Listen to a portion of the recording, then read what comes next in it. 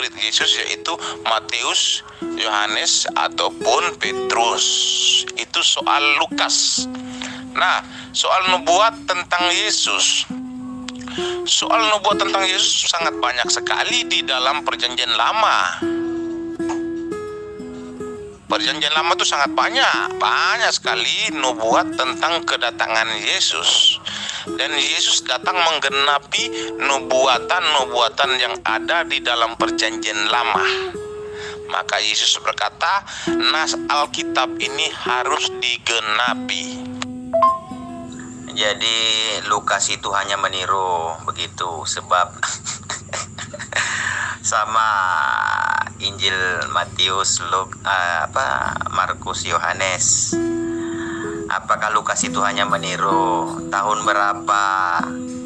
Ya, tahun berapa si Lukas ini menulis Injil, Markus, Matius, Yohanes? Ayo silakan jawab. Ya, sebelum saya menjawab, saya nyanyi lagi satu lagu ya.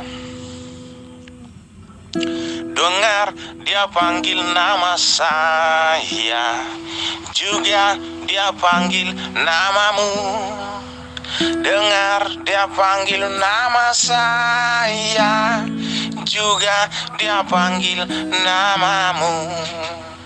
Kirangan, oh kirangan, Yesus amat cinta pada saya. Oh kirangan. Ya, soal Lukas menulis Injil tahun berapa?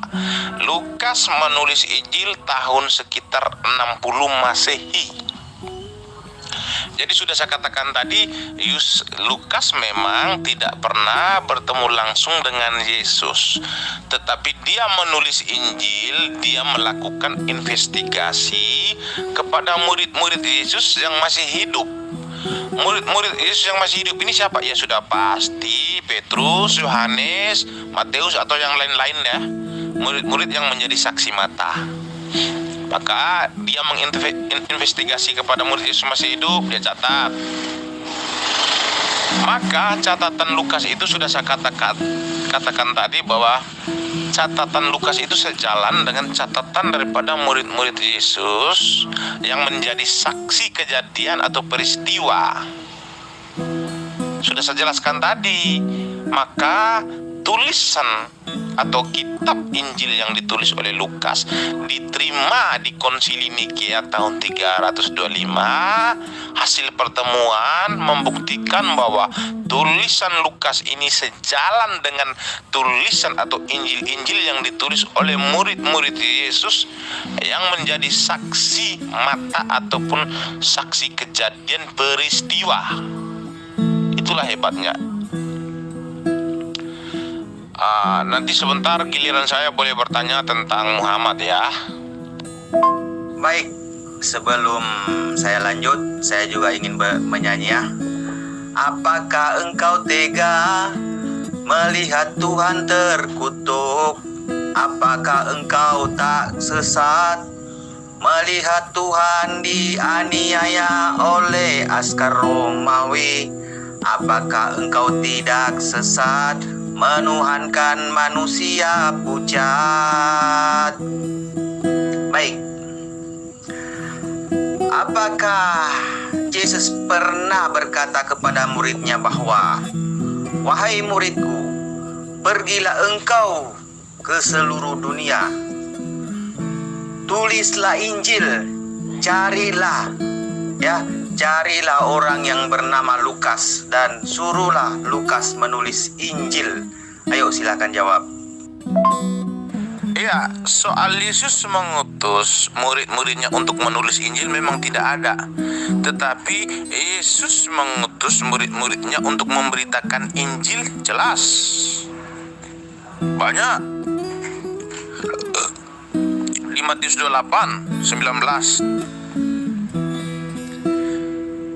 Karena itu pergilah dan jadikanlah semua bangsa muridku, dan baptislah mereka dalam nama Bapa, Anak, dan Roh Kudus, dan ajarlah mereka melakukan segala sesuatu yang telah kuperintahkan kepadamu. Dan ketahuilah, aku menyertai kamu senantiasa sampai kepada akhir zaman. Yesus mengutus murid-muridnya untuk membaptis atau mengajarkan atau menyebarkan Injil yang sudah diajarkan Yesus kepada murid-muridnya. Dan murid-murid Yesus melakukan itu. Nah, Lukas, bersumber dari mana Lukas menulis Injil? Sudah pasti daripada murid-murid Yesus. Yesus sudah memberikan amanah agung atau amanah besarnya kepada murid-murid Yesus, maka murid-murid Yesus melakukan pengajaran. Nah, Lukas ini sudah pasti dia menulis Injil bersumber daripada murid-murid Yesus yang menjadi saksi mata. Maka tulisan Lukas dinyatakan benar. Tidak seperti tulisan Barnabas yang orang Islam imanin itu. Kenapa Injil Barnabas tidak diterima? Karena Injil Barnabas ditulis bukan sejaman dengan murid-murid Yesus yang masih hidup. Kalau Injil Barnabas ditulis tidak sejaman dengan murid-murid Yesus yang masih hidup, lalu yang mengoreksi kebenaran itu siapa? Sedangkan untuk mengoreksi kebenaran tulisan-tulisan daripada Barnabas itu haruslah murid-murid Yesus. Tetapi murid Yesus sudah tidak ada, lalu Injil Barnabas ditulis. Maka Injil Barnabas tidak diterima karena kebenarannya tidak bisa dipastikan. Tetapi Injil Lukas sudah pasti. Lukas menulis, yang mengkoreksi atau mengcross-check kembali itu adalah murid-murid Yesus. Maka mereka mengatakan, ya, tulisanmu ini benar. Berbeda dengan Al-Quran. Al-Quran itu tidak diperintahkan untuk menulis, tetapi malah ditulis. Allah Subhanahu wa Ta'ala tidak memerintahkan Muhammad untuk menulis Al-Quran, tetapi Muhammad malah menyuruh sahabat-sahabatnya untuk menulis. Al-Quran diperintahkan Allah Subhanahu wa Ta'ala itu hanya ditaruhkan di dada atau di hati Muhammad, bukan untuk ditulis. Baik, sebelum saya lanjutkan lagi, saya ingin bernyanyi lagi ya. Apakah engkau gila menuhankan manusia terkutuk? Apakah engkau gila menuhankan manusia pucat dari kuburan? Oh ye, mayat dicuri. Mayat Tuhan dicuri. Saya tidak bertanya tentang Barnabas, ya. Adakah saya bertanya tentang Barnabas? Tidak. Saya ingin bertanya tentang murid Yesus. Kau mengatakan bahwa murid Yesus adalah 4 orang yang menulis kitab Injil. Lalu saya bertanya, apakah Yesus pernah perintahkan kepada muridnya bahwa tulislah Injil? Lalu kau katakan tidak pernah Yesus menyuruh, ya. Dan saya bertanya lagi, apakah Lukas itu murid Yesus? Kau berkata bukan. Dan saya bertanya lagi, tahun berapa Injil ditulis? Tetapi kau tidak berani menjawab, ya. Jadi bermakna Injil yang kau imani itu bukanlah merujuk kepada imanmu. Sebab menurut dalam cerita dalam Injil Yohanes, Markus, Matius, Lukas tentang kebangkitan Yesus berbeda pendapat, ya. Ada yang mengatakan 2 malaikat, ada yang mengatakan 1 malaikat, ada yang mengatakan malaikat duduk di luar, ada yang mengatakan duduk di dalam, ya. Dan juga keempat-empat Injil itu tidak sama. Seharusnya sama tulisannya. Mengapa beda-beda? Ya. Ya, sebelum saya menjawab, saya nyanyi dulu ya. Kudus, kudus, kudus Allah, seluruh isi surga dan bumi menyembah Dikau. Hosana, Hosana, Hosana bagi Allah di surga. Ya, soal malaikat soal malaikat itu tidak ada yang bertentangan soal Injil Lukas, Markus, Matius ataupun Yohanes. Kalau memang ada bertentangan, silakan saja kamu tampilkan aja ayatnya di sini supaya di sini kita koreksi bersama. Tetapi tidak ada ayat yang bertentangan tentang malaikat. Tidak ada. Soal kebangkitan Yesus dalam kubur saya tahu itu. Nah, sekarang kita kembali ke Muhammad. Soal murid-murid Yesus ataupun soal Lukas sudah saya menjawab ya, sudah saya jawab ya. Nah, sekarang kita kembali ke Muhammad. Muhammad ini sebenarnya diperintahkan Allah Subhanahu wa taala kepada dia ini untuk menulis Al-Qur'an ataukah untuk menyampaikan firman Tuhan itu kepada umat-umatnya.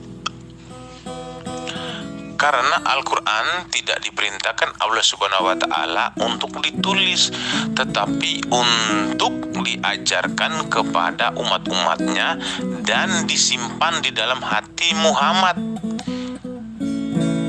Itu yang benar, tetapi kok tiba-tiba Muhammad memerintahkan kepada sahabatnya untuk menulis. Coba jelaskan.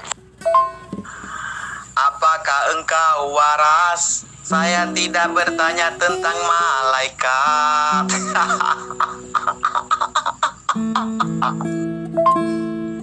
Iya, kan VN abang di atas itu bertanya tentang malaikat. Katanya malaikat ada 2, ada juga 1. Malaikat yang dimaksud itu yaitu ketika Maria Magdalena masuk ke dalam untuk mencari atau untuk menjumpai mayatnya Yesus.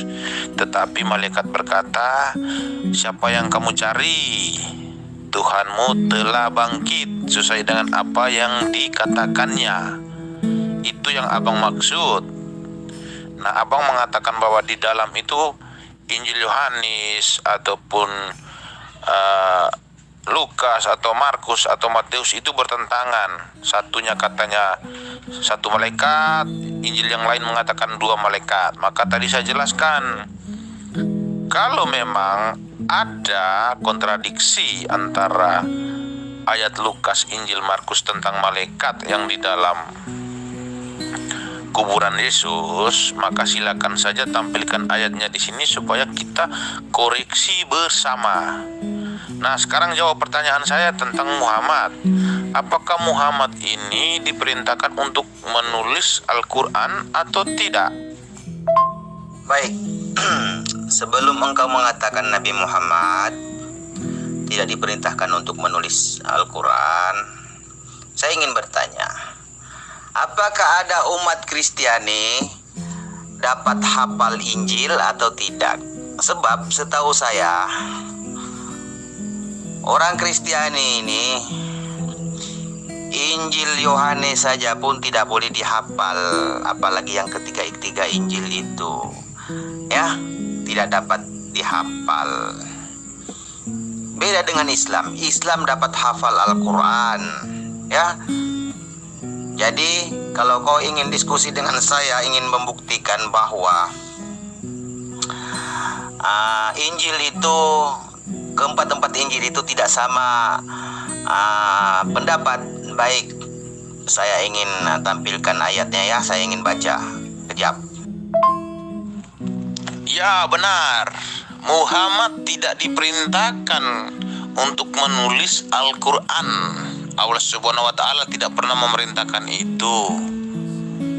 Jadi kenapa Muhammad menyuruh sahabat-sahabatnya ini untuk menulis Al-Quran? Yang menjadi permasalahannya itu ya di sini. Mengapa Nabi Muhammad menyuruh kepada sahabatnya menulis Injil? Sebab kitab itu kitab Al-Quran, bukan kitab Injil. Injil itu kabar baik, ya. Injil yang asli itu adalah Yesus. Di situ kau harus paham. Begitu juga Taurat, Mazmur tidak pernah diperintahkan menulis. Daud menulis Mazmur, tidak pernah. Begitu juga Salomo, Kidung Agung, tidak pernah Tuhannya perintahkan menulis kitab itu. Beda dengan Injil. Injil itu kabar baik. Ya, di situ kau harus paham. Iya, memang benar, Injil itu adalah kabar baik yang diucapkan Yesus, yaitu kabar baik dari surga. Itu yang disebut Injil. Injil itu adalah ucapan Yesus, kabar baik itu yang disebut Injil. Yesus memang tugasnya itu untuk menyebarkan kabar baik, yaitu kabar keselamatan, supaya orang beriman kepada Yesus itu diselamatkan, dijanjikan akan menjadi hidup yang kekal. Bahkan Yesus sendiri sudah berjanji bahwa dia akan pergi ke rumah Bapanya dan akan menyediakan tempat bagi orang yang mengikuti ajarannya, supaya kelak nanti dia kembali, dia akan membawa orang-orang yang beriman untuk masuk ke dalam kerajaan surga.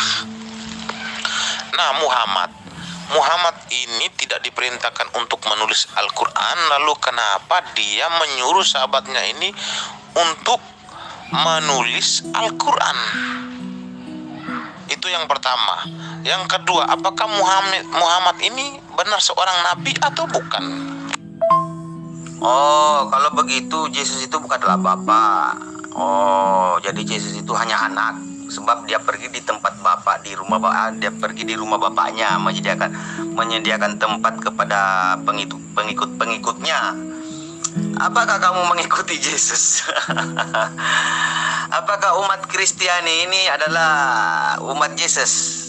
Pernahkah Yesus janjikan surga kepada umat Kristiani? Memerelme, ayo silakan jawab. Kita dah jauh jauh. Dan ada lagi pertanyaan saya yang satu tuh di bawah tuh. Kalau saya tak salah baca lah, manalah tahu kalau ada di tempat Lukas, Injil Lukas, Yohanes yang saya katakan tadi tuh. Soal Yesus status sebagai anak. Yang dimaksud anak itu adalah firman Allah yang menjadi manusia. Sesuai dengan Yohanes 1:14, firman telah menjadi manusia dan diam di antara kita, supaya kita melihat kemuliaannya. Yang dimaksud kemuliaannya, kemahakuasaannya atau kebesarannya. Firman Bapa itu dengan Bapa adalah satu hakikat. Jadi firman Bapa yang menjadi manusia disebut anak. Makanya dikatakan Allah Putra. Maka Bapa dan anak adalah satu hakikat. Itu yang kami imani. Berbeda dengan tuannya orang Islam ya. Islam itu mengajarkan tentang Allah yang esa, tetapi Muhammad menentang ajaran daripada Musa dan Yesus.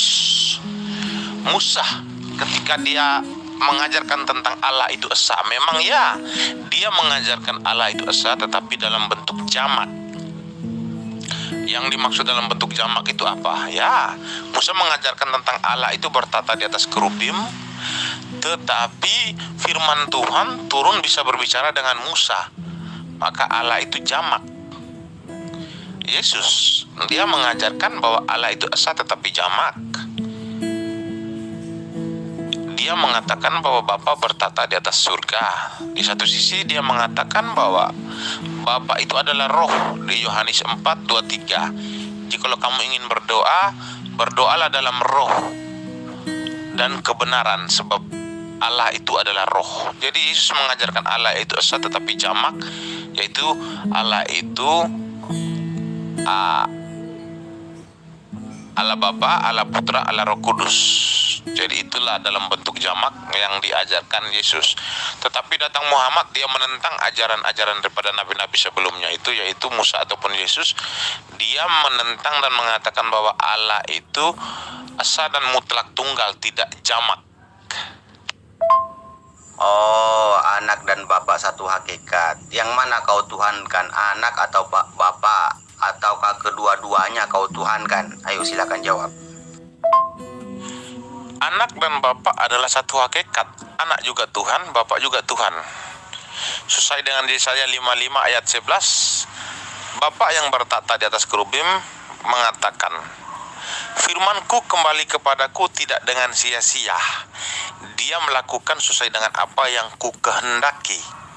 Itu Bapa yang bertata di atas kerubim, Dia yang berkata. Artinya ketika Bapa bertata di atas kerubim, firman-Nya turun ke bumi untuk melakukan pekerjaan. Apa yang dilakukan?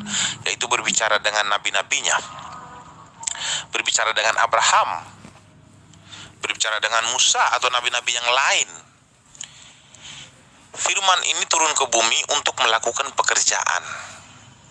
Berbicara dengan Musa secara langsung di Gunung Horeb.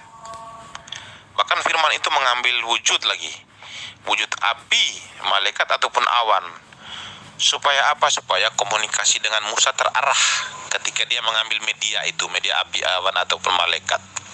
Itulah fungsi media yang digunakan Tuhan ataupun digunakan Sang Firman. Sang Firman ini disebut Allah Putra. Allah Putra ini siapa? Yesus. Sang Firman ini siapa? Yesus. Ya. Maka Sang Firman ataupun Allah Putra ini dengan Bapa adalah satu hakikat. Menuhankan Sang Firman sama saja menuhankan Allah Bapa.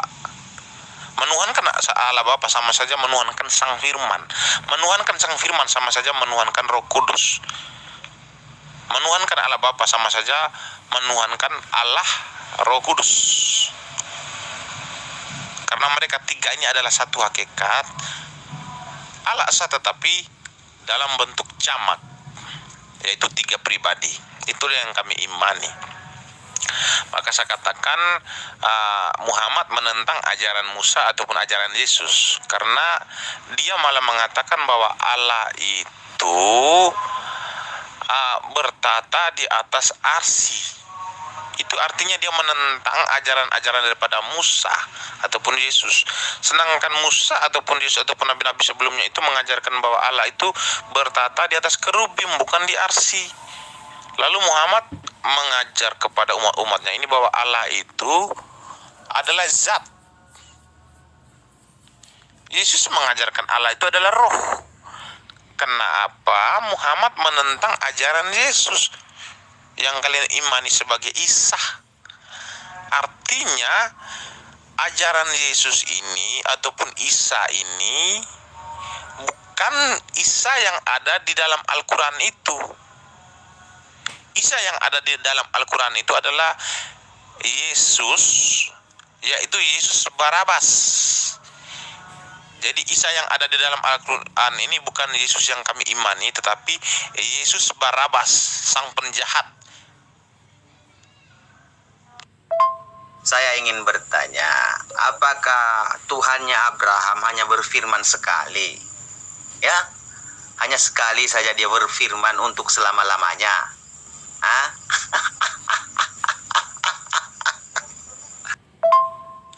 Soal Tuhannya Abraham, apakah sekali saja dia berfirman? Tidak. Tuhan berbicara dengan nabi-nabinya itu sesuai dengan zaman. Bukan hanya pada satu nabi saja, tetapi sesuai dengan zaman. Zaman Abraham, Tuhan berbicara dengan Abraham. Zaman Nuh, Tuhan berbicara dengan Nuh. Zaman Musa, Tuhan berbicara dengan Musa. Zaman nabi-nabi yang lain, Tuhan berbicara dengan nabi-nabi yang lain. Tetapi di zaman Yesus, Tuhan tidak berbicara lagi dengan nabi-nabi, tetapi Tuhan sendiri turun ke bumi, Sang Firman itu turun ke bumi mengambil media manusia untuk berkomunikasi dengan ciptaannya secara intens. Itulah hebatnya Tuhannya orang Kristen. Dia turun ke bumi melakukan pekerjaan supaya bisa dipercayai oleh orang-orang Kristen ataupun umat manusia bahwa Tuhan itu ada. Berbeda dengan Tuhan yang diimani oleh saudara-saudara saya yang Muslim. Ekstensi aja tidak bisa dia lakukan, apalagi menunjukkan wujudnya. Orang Islam mengimani Tuhan hanya sekedar mengimani saja. Ketika kami bertanya, buktikan Tuhan itu kepada kami, ya orang Islam tidak akan bisa membuktikan, karena memang Muhammad tidak pernah mengenal Allah Subhanahu wa Ta'ala. Karena Muhammad juga menerima firman bukan secara langsung dengan Tuhan, tetapi melalui Jibril di dalam gua Hira. Yang menjadi permasalahannya itu ketika Muhammad berbicara dengan Jibril di dalam gua Hira, satu pun tidak ada yang menjadi saksi. maka saya katakan kebenaran Al-Quran itu belum bisa kita uji. Dengan parameter apa kita uji supaya kita katakan bahwa ya Muhammad benar-benar bertemu dengan Jibril, sedangkan Muhammad berbicara dengan Jibril di dalam Gua Hira, satu pun tidak ada yang menjadi saksi. Maka saya katakan masih 50-50. Al-Quran itu 50% firman Tuhan dan 50% saya katakan tidak bisa dipastikan firman Tuhan. Kenapa saya katakan iya? Karena saksinya tidak ada ketika Muhammad berbicara dengan Jibril. Berbeda dengan Alkitab Perjanjian Lama ataupun Perjanjian Baru. Perjanjian Lama ketika Tuhan berbicara dengan Musa di Gunung Horeb, disaksikan jutaan orang Yahudi. Bangsa Yahudi menyaksikan ketika Tuhan turun dalam rupa awan ataupun api untuk berbicara dengan Musa. Dan Tuhan berbicara dengan Musa dan dia mengatakan, panggillah bangsa-bangsa itu untuk menemui saya. Dan terbukti Tuhan datang berbicara dengan bangsa Yahudi. Di zaman Yesus lebih gila lagi. Tuhan turun ke bumi untuk membuktikan keberadaannya, untuk membuktikan bahwa dia ada. Dia mengambil media manusia, yaitu media Yesus. Kemanusiaan Yesus digunakan dia untuk berkomunikasi atau melakukan pekerjaan-pekerjaan tentang keselamatan. Itulah hebatnya Tuhan orang Kristen. Dia bisa membuktikan bahwa dia ada. Maka saya katakan agama di dunia ini tidak akan bisa menandingi agama Kristen. Karena kami sebagai orang Kristen mengimani Tuhan atau Sang Pencipta ini menggunakan akal dan logika kami, bukan memakai dengkul. Baik, saya ingin